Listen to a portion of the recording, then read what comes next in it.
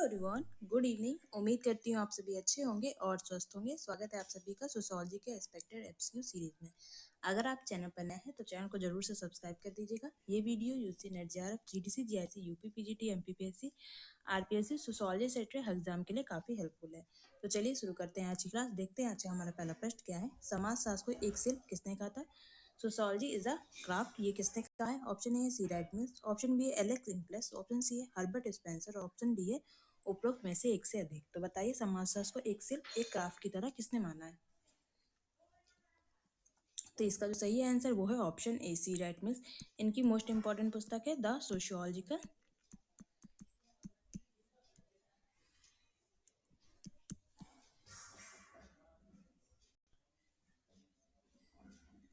Imagination.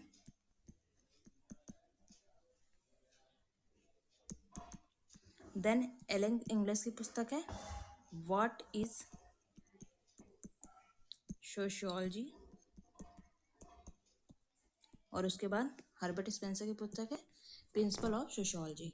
ये इनकी most important पुस्तक है जो एग्जाम में बार बार पूछी जाती है, इसे आप याद कर लीजिएगा। आइए देखते हैं नेक्स्ट क्वेश्चन क्या है। समाज के लिए गैसरल सॉफ्ट शब्दावली का प्रयोग किसके द्वारा किया गया था, आपको ये बताना है। ऑप्शन ए है मेकाइवर, ऑप्शन बी है टीवी मार्टामोर, ऑप्शन सी है एफ टॉनिक्स और ऑप्शन डी उपरोक्त में से एक से अधिक। तो बताइए गैसरल सॉफ्ट का प्रयोग कौन किया था?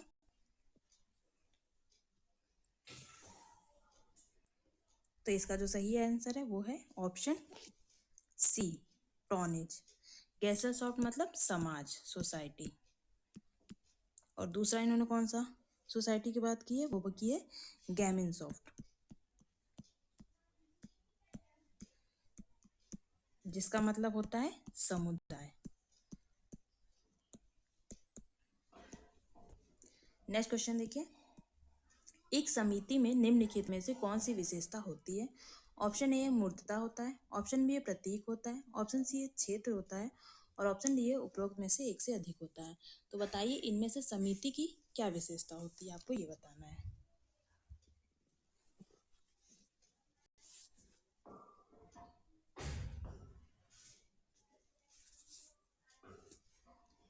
तो इसका जो सही आंसर है वो है ऑप्शन ए मूर्तता। मतलब आप इसको देख सकते हैं। प्रतीक किसकी विशेषता होती है? ये समाज की विशेषता होती है। क्षेत्र किसकी विशेषता होती है? ये होती है समुदाय की। नेक्स्ट क्वेश्चन देखिए। लोगों के समस्त जीवन का तरीका क्या कहा जाता है? ऑप्शन ए है समुदाय, कम्युनिटी कहलाएगा, ऑप्शन बी है संस्कृति, कल्चर कहलाएगा, ऑप्शन सी है धर्म, रिलीजन कहलाएगा और ऑप्शन डी है उपरोक्त में से एक से अधिक। तो बताइए लोगों के समस्त जीवन का तरीका क्या कहलाता है?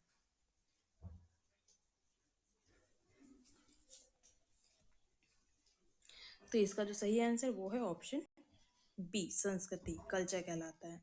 ऑप्शन बी इसका राइट आंसर होगा। नेक्स्ट क्वेश्चन देखिए।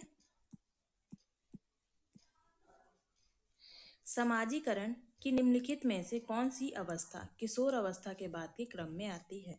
ऑप्शन ए है ऑडिपल अवस्था, ऑप्शन बी है युवा अवस्था, ऑप्शन सी है गुदा अवस्था और ऑप्शन डी है उपरोक्त में से एक से अधिक। तो बताइए समाजीकरण की निम्नलिखित में से कौन सी अवस्था किशोर अवस्था के बाद के क्रम में आती है?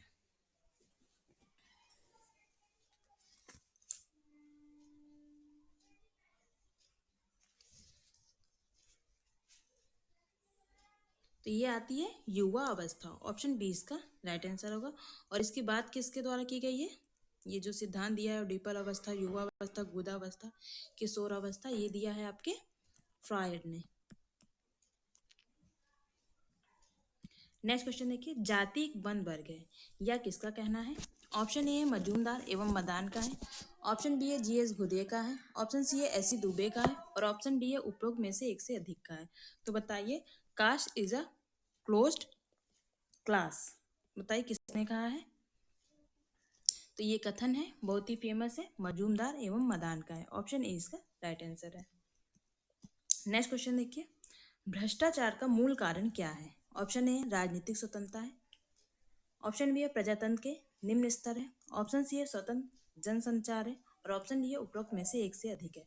तो बताइए करप्शन क्यों होता है, एक से अधिक कारण क्या होता है?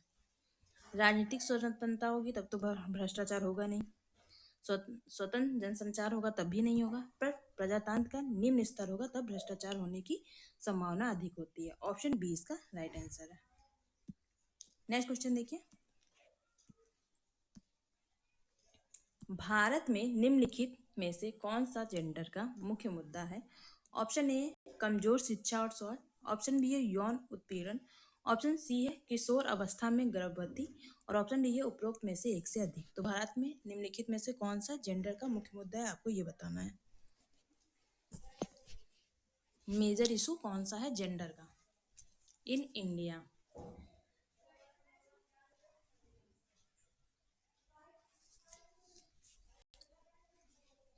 तो इसका जो सही आंसर है वो है ऑप्शन डी, उपरोक्त में से एक से अधिक। ये जो सारी समस्याएं दी हैं ये सब जेंडर इशू ही है। कमजोर शिक्षा और स्वास्थ्य हो गया, यौन उत्पीड़न हो गया, और किशोर अवस्था में गर्भवती होना हो गया। नेक्स्ट क्वेश्चन देखिए, निम्नलिखित में से कौन सी प्रक्रिया आर्थिक गतिविधियों में खुलापन से संबंधित है? ऑप्शन ए औद्योगिकरण, ऑप्शन बी है वैश्वीकरण, ऑप्शन सी है पश्चिमीकरण, और ऑप्शन डी है उपरोक्त में से एक से अधिक। तो बताइए इनमें से कौन सी प्रक्रिया है जो आर्थिक गतिविधियों में खुलापन से संबंधित है?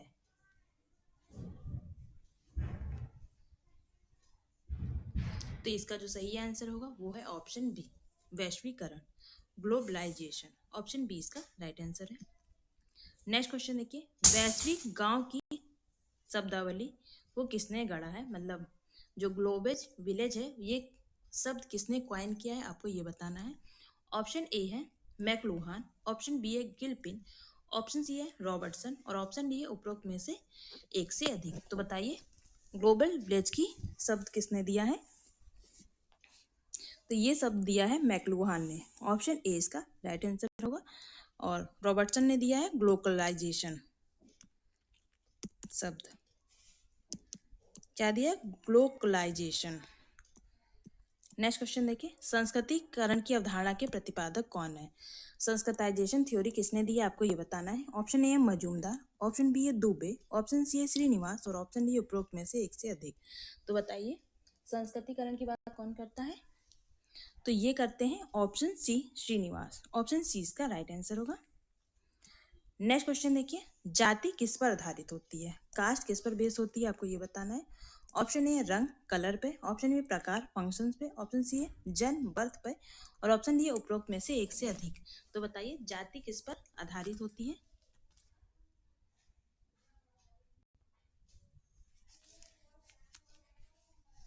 तो इसका जो सही आंसर वो है ऑप्शन सी, जन्म बर्थ होता है। ऑप्शन सी इसका राइट आंसर है। नेक्स्ट क्वेश्चन देखिए,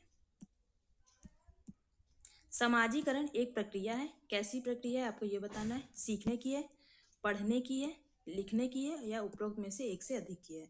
तो बताइए समाजीकरण किस प्रकार की प्रक्रिया है?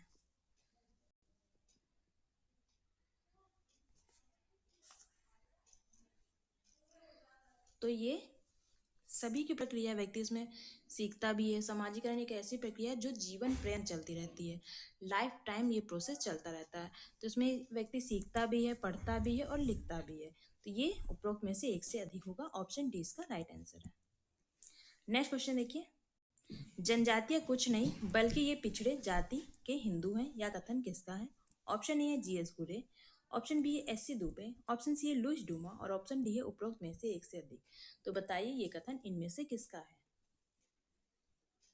कुछ लोगों को इश्यू आता है कि वीडियो विजिबल नहीं है, तो उनसे एक रिक्वेस्ट है, आप वीडियो की क्वालिटी रेजोल्यूशन जो होता है उसको आप इंक्रीज कर लिया करिए, 360 कर लिया कीजिए या 720। इसके अलावा कोई उपाय है ही नहीं, क्योंकि या तो नेटवर्क इशू हो सकता है, या तो आप वीडियो की क्वालिटी कम करके देख रहे होंगे, तो वीडियो आप देखेंगे तो वो आपको धुंधली ही दिखाई देगी। तो वीडियो की क्वालिटी आप लोग इंक्रीज कर लिया कीजिए। बताइए कौन सा आंसर सही होगा? तो इसको जो सही आंसर है वो है ऑप्शन ए, जीएस घुरियर। जातीय कुछ नहीं बल्कि पिछड़े हिंदू है, ये किसने कहा? ये कहा है जीएस घुरियर ने। नेक्स्ट क्वेश्चन देखिए, सकारात्मक और नकारात्मक संपर्क की अवधारणा का प्रयोग किसने किया है? ऑप्शन ए गिलिन और गिलिन, ऑप्शन बी है गिडेन, ऑप्शन सी है समनर, और ऑप्शन डी है उपरोक्त में से एक से अधिक। तो बताइए सकारात्मक और नकारात्मक संपर्क की बात इनमें से कौन करता है?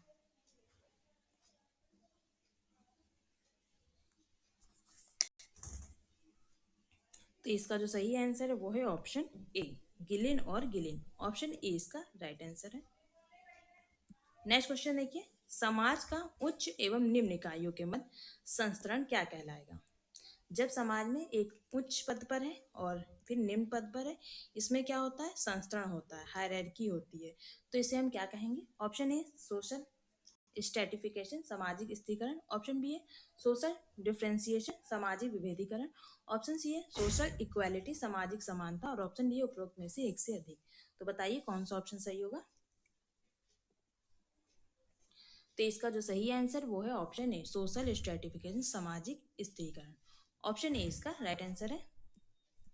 नेक्स्ट क्वेश्चन देखिए, अंतः समूह और बाह्य समूह की अवधारणा किसने दी है? ऑप्शन ए है इन ग्रुप और out group, Sumner. Option B है कूले। ऑप्शन सी है मैकाइवर। और ऑप्शन डी है उपरोक्त में से एक से अधिक। तो बताइए इन ग्रुप और आउट ग्रुप का कॉन्सेप्ट किसने दिया है? तो ये दिया है समनर ने। ऑप्शन ए इसका राइट आंसर होगा। इनकी मोस्ट इंपॉर्टेंट पुस्तक है फोकवेज नाम से है। ठीक, आइए नेक्स्ट क्वेश्चन देखते हैं। परिहास का संबंध किसके मध्य पाया जाता है? ऑप्शन ए देवर भाभी जीजा साली के मध्य। ऑप्शन बी है पिता और पुत्र के मध्य। ऑप्शन सी है दो मित्रों के मध्य। और ऑप्शन डी है उपरोक्त में से एक से अधिक। तो बताइए परिहास, हंसी मजाक का संबंध किसके बीच पाया जाता है?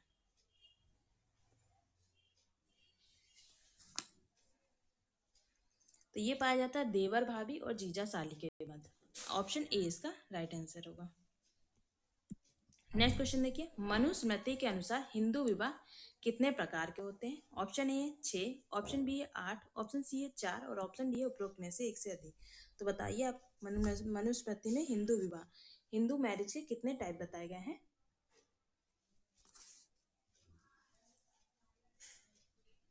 तो कितने बताए गए हैं? 8 बताए गए हैं। ऑप्शन 20 का राइट आंसर होगा। कौन कौन सी विवाह है? एक तो हो गया आपका ब्राह्मण विवाह, दूसरा हो गया आपका दैव विवाह, ठीक है, तीसरा आपका हो जाएगा आष्ट्र विवाह, चौथा आपका है प्रजापत्य विवाह, फिर है अशुर विवाह, उसके बाद है गंधर्व विवाह, उसके बाद है राक्षस विवाह और उसके बाद है पैशाच विवाह। ये 8 प्रकार के विवाह की बात मनुस्मृति में की गई है।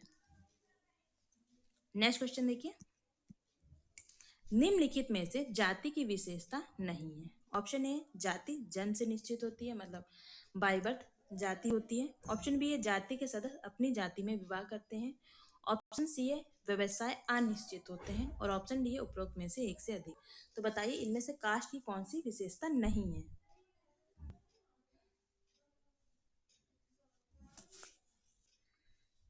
तो इसका जो सही आंसर वो है ऑप्शन, बताइए क्या होगा?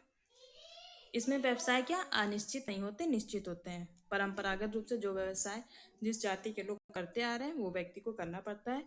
जाति जन्म से निश्चित होती है, ये सही होता है, ये सही ऑप्शन है। जाति के सदस्य अपनी जाति में विवाह करते हैं, ये भी सही है। ऑप्शन सी इसका राइट आंसर है। नेक्स्ट क्वेश्चन देखिए, वर्गों के व्यक्तियों की ऑप्शन ए एक सी सामाजिक परिस्थिति होती है। ऑप्शन बी एक सी व्यवसायिक परिस्थिति होती है। ऑप्शन सी है एक सी जीवन शैली होती है। और ऑप्शन डी है उपरोक्त में से एक से अधिक।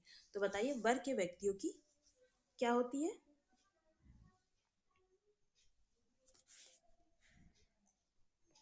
तो इसमें होता है ऑप्शन डी इसका राइट आंसर होगा। सारे ऑप्शन सही है।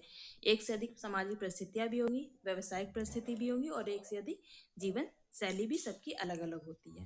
ठीक है, ऑप्शन डी इसका राइट आंसर है। नेक्स्ट क्वेश्चन देखिए, भारत सरकार द्वारा पहला भ्रष्टाचार विरोधी कानून कब पास किया गया था? ऑप्शन ए है 1950 में, ऑप्शन बी है 1947 में, ऑप्शन सी है 1964 में और ऑप्शन डी है उपरोक्त में से एक से अधिक। तो बताइए पहला भ्रष्टाचार विरोधी कानून कब पास किया गया था? तो ये पास किया गया था ऑप्शन बी 1947 में। ऑप्शन बी इसका राइट आंसर है। नेक्स्ट क्वेश्चन देखिए, गांव वापस चलो का नारा किसने दिया था? ऑप्शन ए है महात्मा गांधी, ऑप्शन बी है पंडित नेहरू, ऑप्शन सी है लाल बहादुर शास्त्री और ऑप्शन डी है उपरोक्त में से एक से अधिक। तो बताओ गांव वापस चलो का नारा किसके द्वारा दिया गया था? तो ये जो नारा दिया गया था महात्मा गांधी के द्वारा दिया गया था। ऑप्शन ए इसका राइट आंसर है। नेक्स्ट क्वेश्चन देखिए, कृषक समाज की अवधारणा किसने विकसित की है? ऑप्शन ए है रॉबर्ट रेडफील्ड ने, ऑप्शन बी है मैककेप मेरिट ने, ऑप्शन सी है एम एन श्रीनिवास ने, और ऑप्शन डी है उपरोक्त में से एक से अधिक। तो बताइए कृषक समाज की अवधारणा इनमें से किसने दी है? तो ये अवधारणा दी है रॉबर्ट रेडफील्ड ने। ऑप्शन ए इसका राइट आंसर होगा। इनकी पुस्तक है पीजेंट सोसाइटी एंड कल्चर, ये इनकी मोस्ट इंपॉर्टेंट पुस्तक है। ठीक है, peasant society and culture, option A इसका राइट आंसर होगा। नेक्स्ट क्वेश्चन देखिए,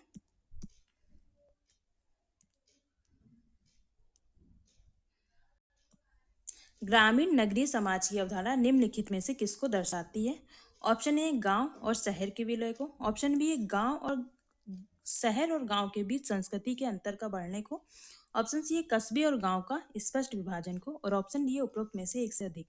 तो बताइए ग्रामीण और नगरीय समाज की अवधारणा क्या दर्शाती है, क्या मतलब होता है इसका?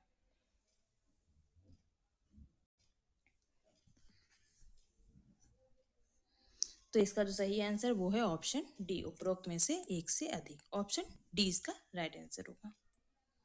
नेक्स्ट क्वेश्चन देखिए, व्यक्तियों के पुनर्समाजीकरण की एजेंसी कौन सी है, आपको ये बताना है। जो व्यक्ति का पुनर्समाजीकरण करता है, ऑप्शन ए है रीसोशलाइजेशन, परिवार फैमिली, ऑप्शन बी है मित्र समूह फ्रेंड ग्रुप हो गए, ऑप्शन सी है रिलीजन धर्म, और ऑप्शन डी है उपरोक्त में से एक से अधिक। तो बताइए पुनर्समाजीकरण की एजेंसी कौन सी है?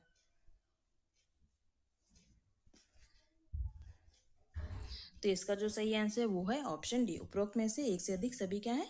पुनर्समाजीकरण की एजेंसी है, किसी ना किसी प्रकार से डिसोशलाइजेशन करती हैं। ऑप्शन सी इसका ऑप्शन डी इसका राइट आंसर होगा। नेक्स्ट क्वेश्चन देखिए, लिंग की संरचना होती है। ऑप्शन ए सामाजिक रूप से, ऑप्शन बी है यौनिक रूप से, ऑप्शन सी है जैविक रूप से, और ऑप्शन डी है उपरोक्त में से एक से अधिक। तो बताइए लिंग की संरचना किस रूप में होती है?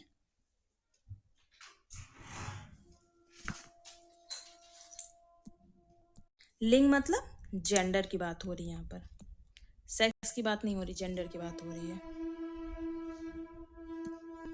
तो ये निर्मित होता है सामाजिक रूप से, सोशल कंस्ट्रक्ट होता है। ऑप्शन ए इसका राइट आंसर होगा। नेक्स्ट क्वेश्चन देखिए, समाजशास्त्र नाम कब दिया गया था? ऑप्शन ए है 1938 में, ऑप्शन बी 1838 में, ऑप्शन सी है 1736 में, और ऑप्शन डी है उपरोक्त में से एक से अधिक। तो बताइए समाजशास्त्र शब्द किसने दिया था और किस ईयर में दिया था, आपको ये बताना है। तो इसका जो सही आंसर है वो है ऑप्शन बी, 1838 में दिया था। किसने दिया था? अगस्त कॉम्ट ने दिया था। ठीक, नेक्स्ट क्वेश्चन आइए देखें। नेक्स्ट क्वेश्चन है निम्नलिखित में से कौन सा समाजशास्त्र के उद्भव का कारण नहीं है? ऑप्शन ए राजनीतिक क्रांति, ऑप्शन बी है वैश्वीकरण, ऑप्शन सी है प्रबोधन काल, और ऑप्शन डी है उपरोक्त में से एक से अधिक। तो बताइए इसमें से कौन सा समाजशास्त्र के उद्भव का कारण नहीं है?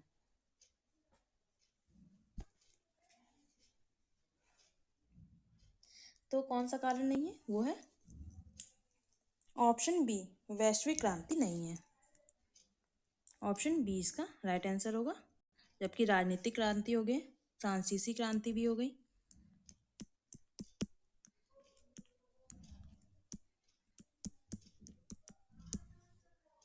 और प्रबोधन काल, ये सभी क्या है? समाजशास्त्र के उद्भव के कारण है। नेक्स्ट क्वेश्चन है और आज की वीडियो का ये लास्ट क्वेश्चन है, इच्छित और मान्यता प्राप्त दिशा में परिवर्तन क्या कहलाता है?